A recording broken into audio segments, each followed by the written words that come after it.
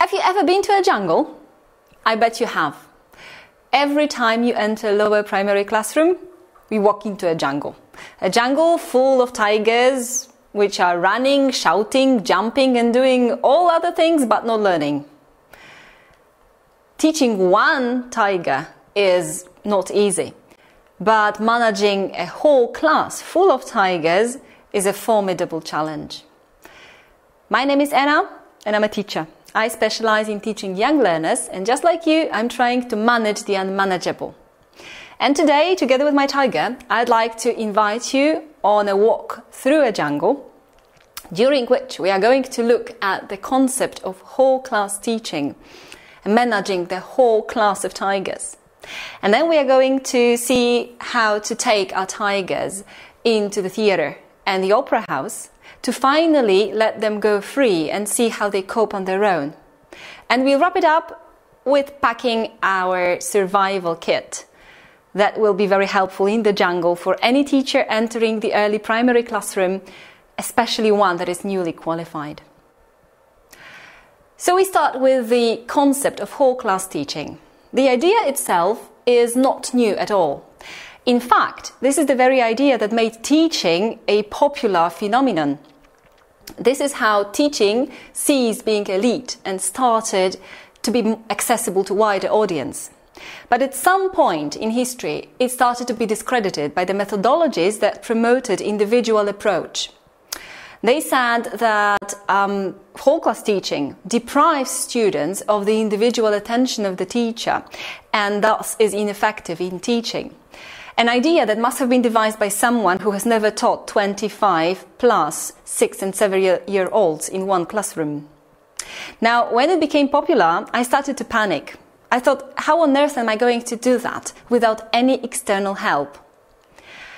And then I thought that maybe my whole class teaching is not so bad after all, because I can see from my experience that it's an effective technique, whereas individual approach causes disciplinary problems. And then I decided that perhaps my idea of whole class teaching differs from the one that is promoted by the new methodologies. Because when I think whole class teaching, I'm thinking this or this. And when they talk about whole class teaching, I believe this is what they have in mind. And if this is the case, I agree. Whole class teaching in this way will not be effective, especially not effective in the lower primary classrooms. So what is whole class teaching? The modern attitude to the idea of whole class teaching treats it as an interactive whole class teaching event that is described as an approach that promotes active teaching and active participation of the students, where the students play an active part in the lesson and they demonstrate their thinking skills in all the activities. This is an approach in which all students are engaged in all activities all at once. So let's see how it works on an example of what whole class teaching is and is not. Let's start with an activity, the most common activity of presenting vocabulary at the beginning of the lesson, on an example of flashcards. Let's imagine that the topic of our lesson today is jungle animals. I could come into the classroom with flashcards and I could drill the students into repeating the names of the animals after me. I would go, giraffe, repeat, giraffe. Elephant, repeat, elephant. Monkey, repeat, monkey. I could go with this drill once or twice again, then I could do it backwards. Then I could ask students, individual students or group of students, to name each and every of these animals. And then they would repeat after me or answer my questions with one word, giving the name of the animal. And even though they would do that as a chorus, this would not be whole class teaching, because whole class teaching is not about mindless repetition. Instead of doing a drill like that, what we do in the interactive whole class teaching is playing magic eyes. Just like that. Right, so what animals live in the jungle? Look. monkey, parrot, elephant, giraffe, snake, mouse, crocodile, frog. Close your eyes. Close your eyes, everybody. Close your eyes, close your eyes. Open. Monkey, parrot, elephant, giraffe, snake, mouse, crocodile, frog. Close your eyes. Close your eyes, close your eyes. Open. Monkey, parrot, elephant, giraffe, snake, mouse, crocodile, frog. Brilliant. Close your eyes. Open. Monkey, parrot, elephant, giraffe, snake, mouse, crocodile, frog. Beautiful. Close your eyes. No cheating. Open. Monkey, parrot, elephant, giraffe, snake, mouse, crocodile, frog. Perfect. Close your eyes. What happens now? Open. Monkey, parrot, elephant, giraffe, snake, mouse, crocodile, frog. Very good. And what was here? Here. What was here? Parrot, And here? giraffe, Again? giraffe, giraffe, giraffe, giraffe, 1, 2, 3. giraffe, And here? mouse, frog, Frog. You sure? frog, Yes. How about here? monkey, And here? elephant, snake, crocodile. Very good. Very good magic eyes you've got. Perfect. Magic eyes has an advantage over the question of what is missing in two ways. First of all, it eliminates the advantage of the fastest students because they will give the answer first. And in Magic Eyes, all students have the opportunity to recall the name of the animal. And the second additional advantage of Magic Eyes is that we revise the vocabulary from the beginning to the end a few times. So it's not only one word given by the students each time, but a whole set of vocabulary that we want the students to learn.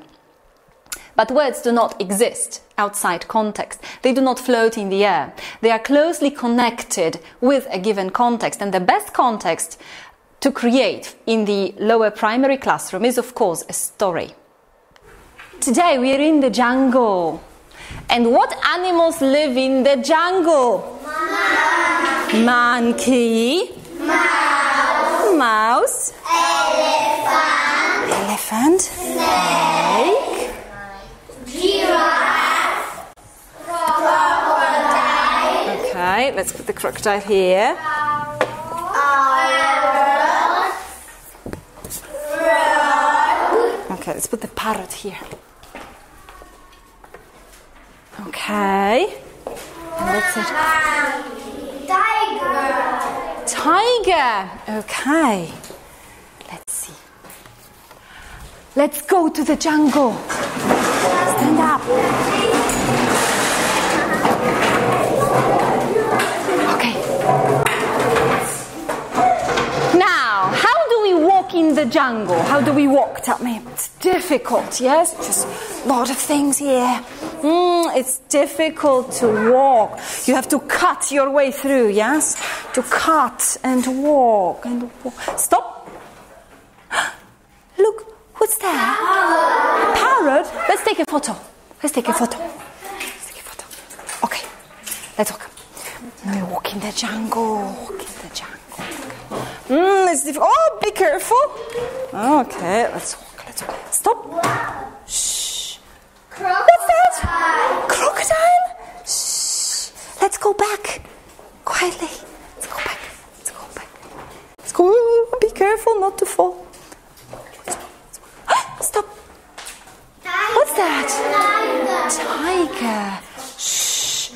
hide. Okay. The tiger is sleeping. And he's dreaming. And in his dream, he's got a sore paw. Ow! Along comes an elephant.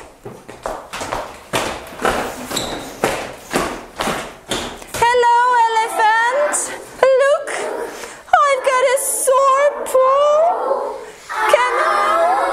Can you help me, please? No, sorry, I can't. I'm scared of tigers. And the elephant goes away as fast as it can. Along comes a monkey.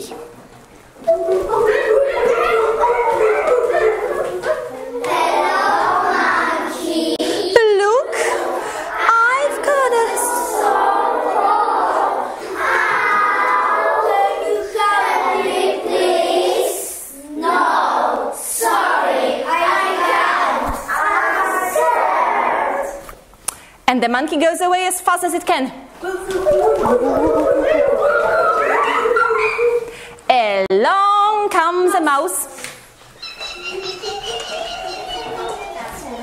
Hello, mouse. Look, I've got a sore paw. Can you help me, please? Yes, of course I can. And the mouse. Oh dear, there is a thorn in your paw. And the mouse pulls and pulls and pulls, and the thorn comes out. Yay! Thank you, mouse. My paw is much better now. Look, the mouse is not scared of the tiger. The mouse and the tiger are friends. Yay, well done.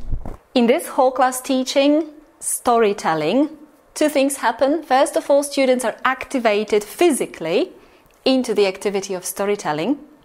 And secondly, because the story is repetitive, they already want to join in the storytelling.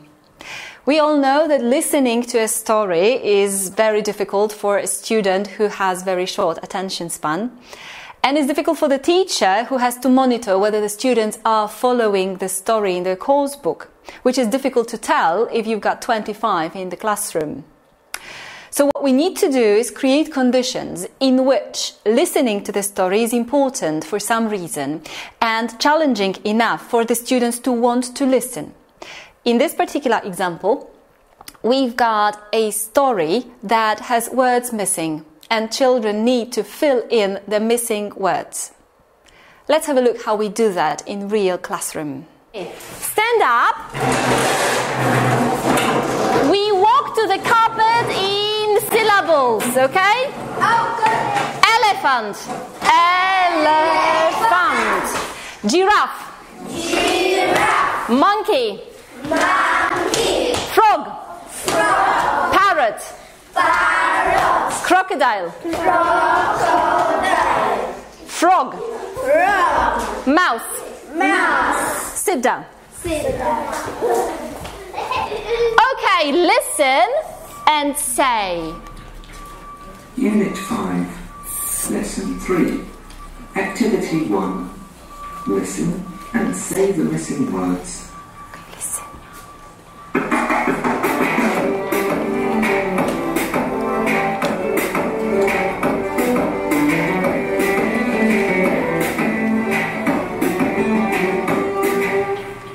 The sore paw.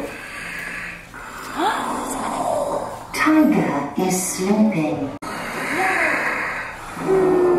He's dreaming he's got a sore paw. Hello, I've got a sore paw.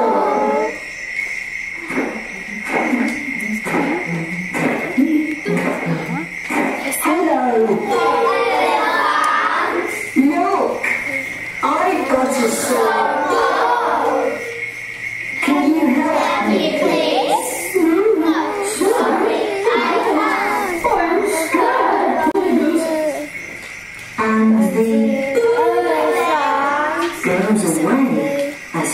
as it can.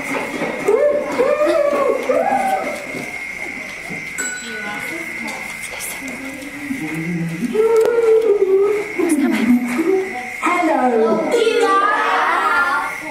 Look, I've got a sword.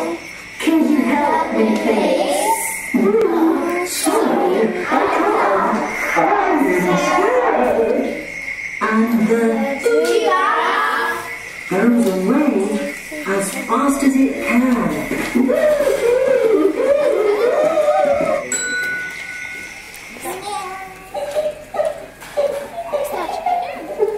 Hello. Look, I've got a circle. Can you help me, please? Yes, of course I can. Oh dear, you've got a thorn in your paw. And the mouse?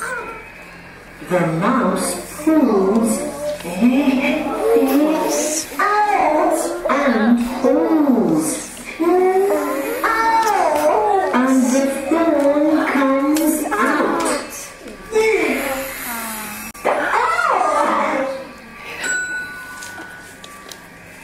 Oh, my paw is better now. Thank you. You're welcome. In this activity, children are forced to listen to the text because they don't know which word is going to be missing next, which is also challenging, and it encourages them to listen actively to the story.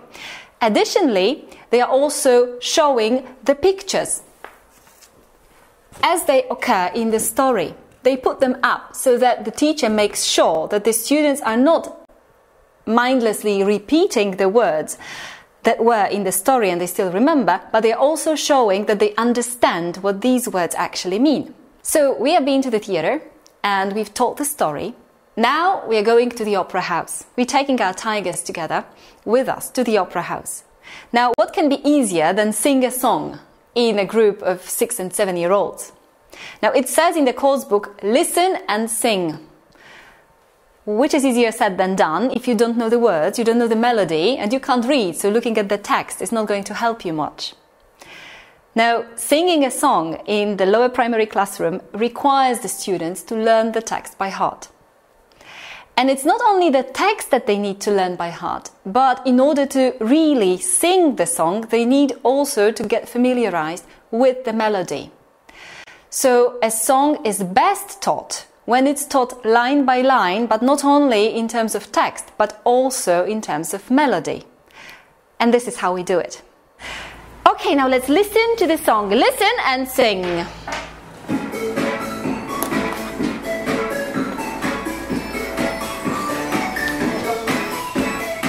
Can you help me, please? Can you help me, please? I've got a sore paw today. I've got a sore paw today. No, sorry, I can't answer. No, sorry, I can't, I'm scared. And the elephant goes away. And the elephant goes away.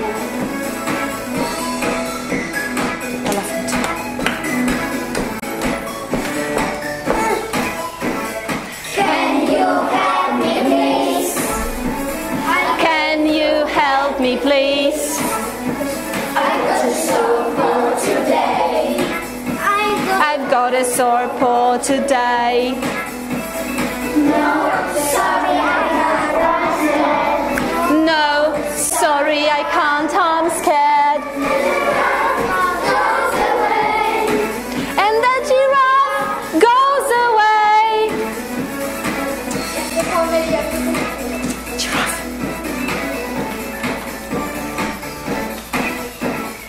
Can you help me, please? Can you help me, please? I've got a sore paw today. I've got a sore paw today.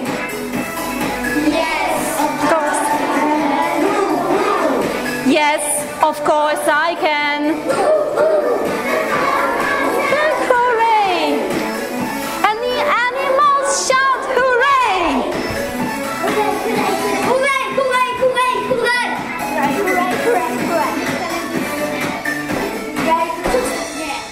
Once the students learn the melody and the words, we can sing the song again in the karaoke version, and then we make sure that it's whole class teaching, it's a whole class singing. Everybody is singing because we already know the text. We know the sentences and the statements from the story already, and we have learned the lines because we had guided singing activity, and now we can sing it all together, the whole song, and nobody is left out.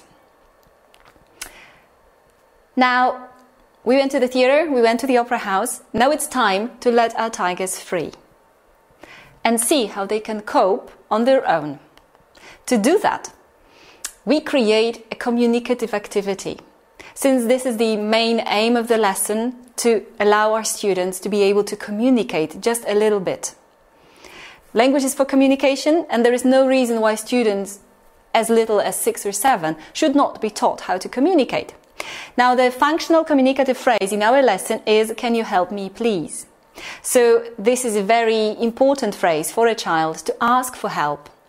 And so child in the classroom should be allowed space and context in which he can practice actually asking the question in a meaningful way. Of course, it's dreadful to think about communicative activity with 6 and 7-year-olds, and it's always scary, especially that they do not work very well in pairs. And it's difficult to come up with an activity that is long enough to be done in pairs so that the teacher can monitor all the class.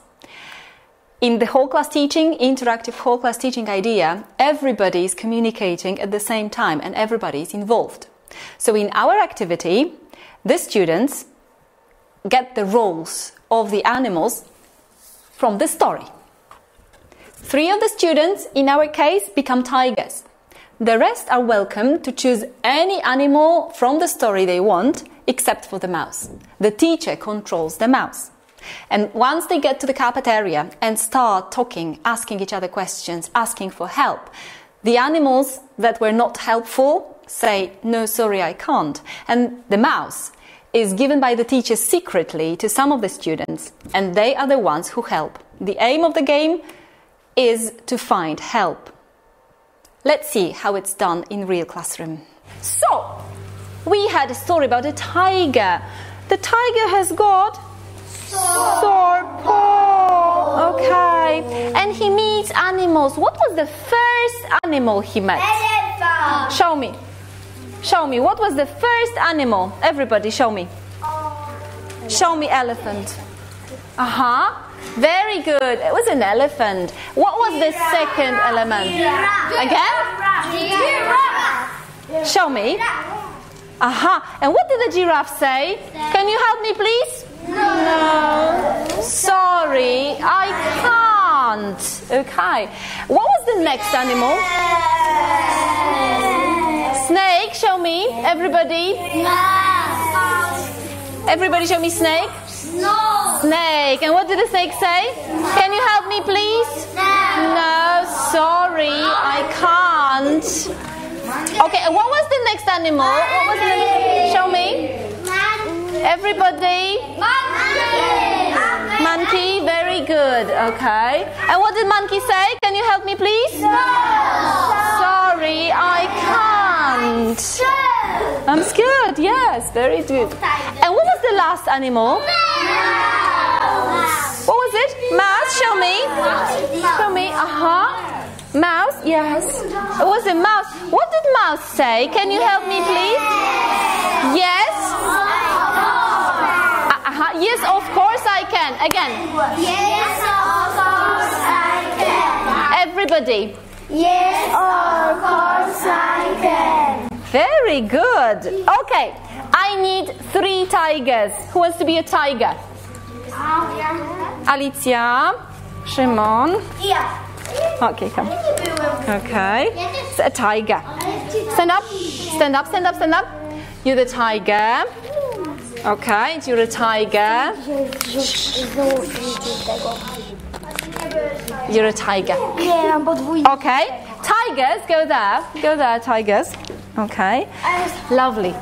And we take one animal but not a mouse. Okay? One animal, not a mouse. And it's a secret. And it's a secret. And the rest put here. One animal, but not a mouse. Okay? Everybody? Yes? Okay, stand up. Stand up. Stand up. Stand up. Okay. Listen. The tigers come and they say what? Can you help me? Okay. And if you are a snake, a monkey, a giraffe, or an elephant, you say? No? Sorry, I can't. Okay. And if you're the mouse, you say? Yes, of course I can. Okay? Okay? Come tigers, come to the middle. Tigers, come tigers. 1, 2, 3 tigers. Okay. Lovely.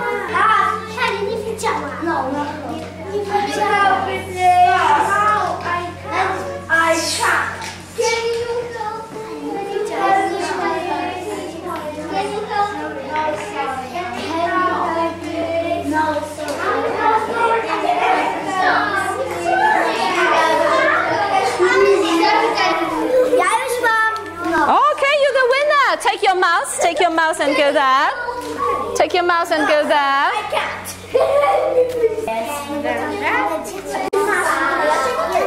Yes. So what do you say? Yes, of course. Yes. You found your mouse? Yes. You go there? No. You find. Look for it. Look for it. Can you help me, please?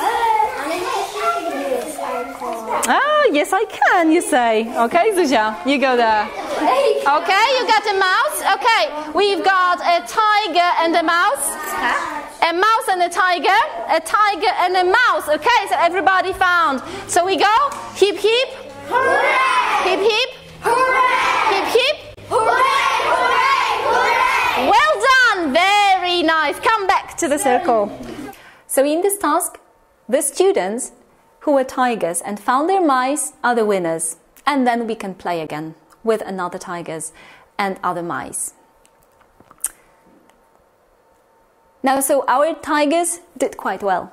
They did quite well in their activity in which they used the language that they have learned in a new communicative manner, in a role play that they enjoyed, and a role play in which they all could take part, because the phrase has been revised so many times that even the students that are not the strongest could cope with the activity. So just to wrap it up, what we need to do is to pack our jungle survival kit, into which we put things that we need to remember.